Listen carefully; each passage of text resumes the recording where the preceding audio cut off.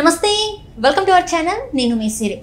జగన్మోహన్ రెడ్డి గారు విదేశాలకి ప్రయాణమవుతున్న వేళ ఏపీలో కేంద్ర బలగాలు వస్తున్నారు అని చెప్పేసి మనకి వార్తలు వస్తున్నాయి. అంటే ఏపీలో ఉధృత పరిస్థితి వల్ల కేంద్ర బలగాలన్నీ ఏపీకి తెప్పించాలని కూడా అనుకుంటున్న పరిస్థితి. సో ఈ అంశాన్ని మనకు వివరించడానికి మనతో పాటు ఉన్నారు ప్రముఖ రాజకీయ విశ్లేషకులు కేవీవి ప్రసాద్ గారు. నమస్కారం సార్. సార్, ఇప్పుడు చూస్తున్నట్టయితే కేంద్ర బలగాలు ఏపీకి వస్తున్నాయని చెప్పేసి at the same time Jaganmohan Reddy గారు విదేశాలకి వెళ్తున్న టైంలో కేంద్ర బలగాలు ఇక్కడికి వచ్చి ఉండడం అండ్ ఇక్కడ పరిస్థితులను ఇలా ఉన్నా కూడా జగన్మోహన్ రెడ్డి గారు విదేశాలకు వెళ్తున్నారు. సో ఈ పరిణామాన్ని మనం ఎలా చూడాలి? ఇప్పుడు జగన్మోహన్ రెడ్డి గారు విదేశాలకు వెళ్ళడం అంటే ఆయన ఈవెన్ ముఖ్యమంత్రిగా ఉన్నప్పుడు కూడా ఈ 5 ఏళ్ల బట్టి ఏం చేశారు, అంటే ఇలాంటి పాలన చేశారు ఏంటి అంటారు, అందరికీ తెలిసిన విషయమే కదా. ఆయన ఎక్కడ ఏ సమస్య ఉత్పన్నమైనా, ఎక్కడ గొడవలైనా, లేకపోతే టీడీపీ పార్టీ ఆఫీస్ మీద గొడవలైనా, ఇటు చంద్రబాబు నాయుడు గారి మీదకి ఇంటి మీద దాడికి స్వయానా పార్టీకి సంబంధించిన ఒక ఎమ్మెల్యే వెళ్ళినప్పుడు కానీ, ఇటు లోకేష్ బాబు గారు పాదయాత్ర చేస్తున్న సందర్భంలో కూడా మనం అన్నీ చూసాం. సో ఇవన్నీ కూడా ఏ రోజు కూడా ఆయన ఏ విషయంలో కూడా స్పందించలేదు. ఇంకా ఆల్మోస్ట్ ఈ రోజున ఇంటెలిజెన్స్ రిపోర్ట్స్ కానీ ఈ విధంగా అన్నీ ప్రింట్ మీడియా, సోషల్ మీడియాలో కానీ, ఇటు ఎలక్ట్రానిక్ మీడియాలో కానీ సో కంపల్సరీ టీడీపీ కూటమి ఏదైతే టీడీపీ కూటమి ఉందో, జనసేన, బీజేపీ, టీడీపీ అధికారంలోకి వస్తుందని ప్రస్ఫుటంగా తెలిసినప్పుడు కూడా ఇంకా ఆయన ఎందుకుంటాడు? సో ఈవెన్ ఆయన ముఖ్యమంత్రిగా పరిపాలన సాగించేటప్పుడే ఏ రోజు కూడా ఆయన ఏ విషయం మీద స్పందించలేదు. రెండోది ఏంటంటే ఈ రోజుని ఆ ఓటమి అనే ఫ్రస్ట్రేషన్లో మీరు చూసుకుంటే ఎస్పెషల్లీ ఇటు మాచర్ల కానీ, వినుకొండ కానీ, గురజాల కానీ, ఇటు అనంతపూర్ కానీ, ఇటు తాడిపత్రి కానీ, ఇటు కర్నూలు, ఇటు చంద్రగిరి, తిరుపతి, ఈ చాలా ఏరియాలో ఏంటంటే ఎవరైతే వైసీపీ నాయకులు ఉన్నారో ఇంతకాలం వాళ్ళు ఏంటంటే ఏదో ఆ సామ్రాజ్యానికి వాళ్ళే రాజులైనట్టు, ఆ కాన్స్టిట్యున్సీ ఇంకా వాళ్ళ కన్సోల్లో మెలగాలని చెప్పి సో అదే విధంగా కూడా చేశారు.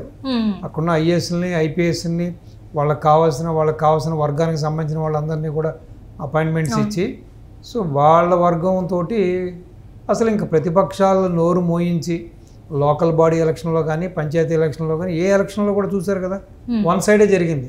అసలు ప్రజాస్వామ్యం ఉన్నదో ఎక్కడ కూడా మచ్చు కనపడలేదు. సో ఈ రోజున ప్రజలు పెద్ద ఎత్తున ఈ విధంగా ప్రజల్లో మార్పు వచ్చి ఇటు యువత, ఉద్యోగస్తులు, చిన్న పెద్ద, ముసలి ముతక అంతా కూడా వన్ సైడ్ ఎప్పుడైతే ఈ పోలింగ్ జరిగిందో, వన్ సైడ్ ఓటింగ్ జరిగిందో ఆ ఫ్రస్ట్రేషన్, ఆ కసి తట్టుకోలేకపోతున్నారు. ఎందుకంటే అధికారం పోతుందనే కసితోటి సాధారణంగా ఏదన్నా కాస్త ఉద్రిక్తమైన సంఘటనలు ఎప్పుడు చేసుకుంటాయి, ఎలక్షన్ టైంలో చేసుకుంటాయి. వాళ్ళని వీళ్ళు ఏదో ప్రొవోక్ చేసుకోవడము, అక్కడ ఏదైనా చిన్న చిన్న చెదురుమదురు సంఘటనలు జరుగుతాయి.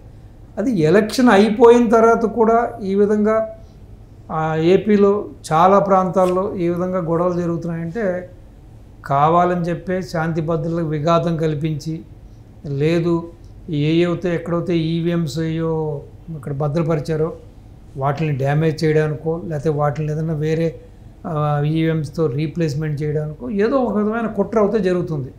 దానికి ఎవరు ప్లాన్ చేస్తున్నారు, ఎవరు బాధ్యులు అన్నది మనం చెప్పలేకపోయినా కానీ సో ఏదో ఒక కుట్ర జరుగుతుంది. సో ఇవాళ కూడా తీసుకుంటే మీరు బాపట్లలో ఎన్టీ రామారావు గారు విగ్రహాన్ని తగలబెట్టారు. సో ఏదో విధంగా ఇటు టీడీపీ, జనసేన, బీజేపీ కార్యకర్తలని, నాయకుల్ని రెచ్చగొట్టి గొడవలకు దిగి ఈ గొడవలు జరుగుతున్న సందర్భంగా ఒకటి ఈ ఈవీఎంస్ను భద్రపరిచిన చోట ఈవీఎంస్ను ధ్వంసం చేయడమా, లేకపోతే ఈవీఎంస్ని వేరే ఈవీఎంస్తో రీప్లేస్మెంట్ చేయడమా, ఏదో మొత్తం మీద ఒక మాస్టర్ ప్లాన్ అయితే జరుగుతుంది వెనకాల. సో సాధారణంగా ఎలక్షన్ అయిన తర్వాత గొడవలన్నీ ఉండవు. సో అంతటితో సమస్య పోద్ది. ఆ మూమెంట్లో ఏదో కాస్త ఎమోషనల్స్ క్యారీ ఫార్వర్డ్ అవుతాయి కాబట్టి ఏదో గొడవలు పడతారు. కానీ సో తర్వాత కూడా ఈ విధంగా ఎక్కడ పడితే అక్కడ గొడవలు జరుగుతున్నాయంటే ఇదేదో ఒక ప్లాన్ ప్రకారం, పద్ధతి ప్రకారం చేస్తుంది. సో ఆల్రెడీ ఏదైతే ఇప్పుడు అనుకున్నామో ఈ ప్రాంతాలన్నింటిలో కూడా దగ్గర ఒక 2300 మంది భద్రతా సిబ్బందితో కూడా పహారా జరుగుతుంది. అక్కడ ఉన్న సర్వశ్రేష్ఠ అనే ఆఫీసర్ కూడా అన్నిటిని పర్యవేక్షిస్తున్నాడు. సో ఈసీ కూడా చాలా సీరియస్గా ఉంది. ఎలక్షన్ అయిపోయిన తర్వాత కూడా ఈ విధంగా చేయడం ఏంటి? అదే పులవర్తి నాని మీద నిన్న తిరుపతిలో పద్మావతి యూనివర్సిటీ క్యాంపస్ దగ్గర అసలు ఆ గన్మేనే లేకుండా ఉంటే అతను చంపేద్దరు. అసలు వాళ్ళ ప్లాన్ అదే, చంపేయడానికే ప్లాన్ చేశారు.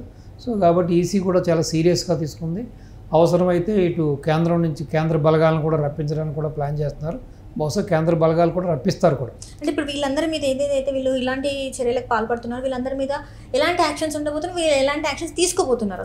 అసలు ఉక్కుపాదం ఇప్పుడు వచ్చి రేపు రాబోయే ఈ ఎన్డీఏ కూటమి, ఈ యొక్క టీడీపీ కూటమి గవర్నమెంటు వీళ్ళందరినీ కూడా ఉక్కుపాదంతో నలిపేయాలి.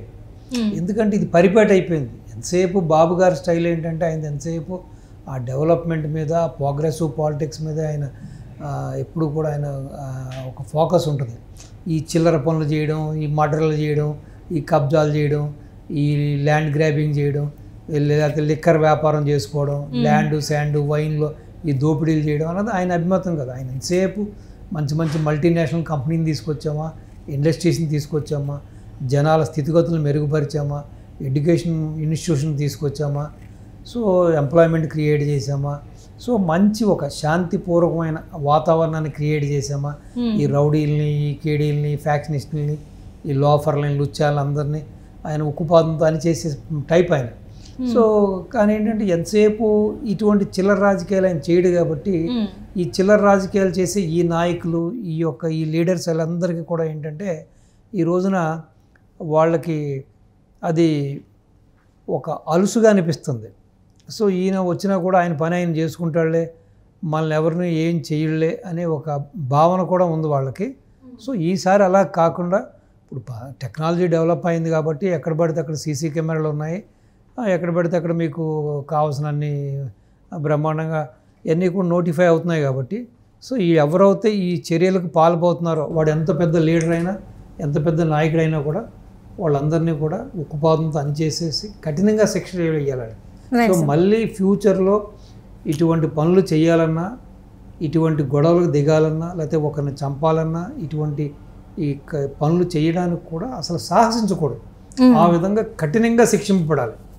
సో ఎవరు కూడా వీళ్ళని ఆదర్శంగా తీసుకుని మళ్ళీ గొడవలు చేయడానికి కూడా ముందుకు రాకూడదు. సో అటువంటి చర్యలు తీసుకోవాలి.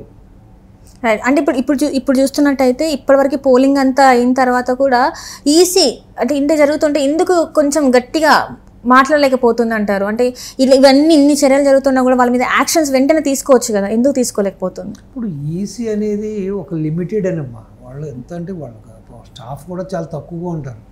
సో మెయిన్ ఎక్కడో వాళ్ళు ఈసీకి సంబంధించిన హెడ్ ఎక్కడో ఢిల్లీలో కూర్చున్నా కూడా సో దానికి సంబంధించిన వీళ్ళు ఉండేది ఇక్కడే ఈ లోకల్ బాడీస్ని ఉపయోగించాడు. ఇందులోనే చాలామంది ఈ వైసీపీకి తొత్తులుగా మారి, ఈ వైసీపీ గవర్నమెంట్కి, జగన్మోహన్ రెడ్డికి తొత్తులుగా మారారు కాబట్టి ఇన్ని సమస్యలు తలెత్తుతున్నాయి. ఈవెన్ పోలీస్ ఆఫీసర్లు కూడా చూసారు, డీజీపీని మార్చారు, చాలామంది ఐఏఎస్లు ఐపీఎస్లు కూడా మార్చారు. సో ఇంకా కూడా కొంతవరకు ఆ వైసీపీకి సంబంధించిన సానుభూతి పరులు, ఆ జగన్మోహన్ రెడ్డి వర్గానికి సంబంధించిన వాళ్ళు ఉన్నారు కాబట్టి ఇంకా కూడా అక్కడక్కడ ఒక కఠినమైన నిర్ణయాలు తీసుకుంటలేదు కాబట్టి ఇటువంటి చర్యలు జరుగుతున్నాయి. సో డెఫినెట్గా అన్నింటిని పరిగణలోకి తీసుకుని సో ఈసీ కూడా అవసరమైతే సెంట్రల్ బలగాలను దింపి సో వీళ్ళందరినీ కూడా ఉక్కుపాదంతో అణిచేసి సో ఎక్కడ కూడా శాంతి భద్రతలు విఘాతం కలగకుండా చూడాలి. అదేవిధంగా మెయిన్గా ఏంటంటే ప్రజలు ఇచ్చిన తీర్పు అంతా కూడా ఆ ఈవీఎంలో నిక్షిప్తమై ఉంది కాబట్టి అట్లని చాలా కాపాడాల్సిన బాధ్యత ఈసీ పైన ఉంది.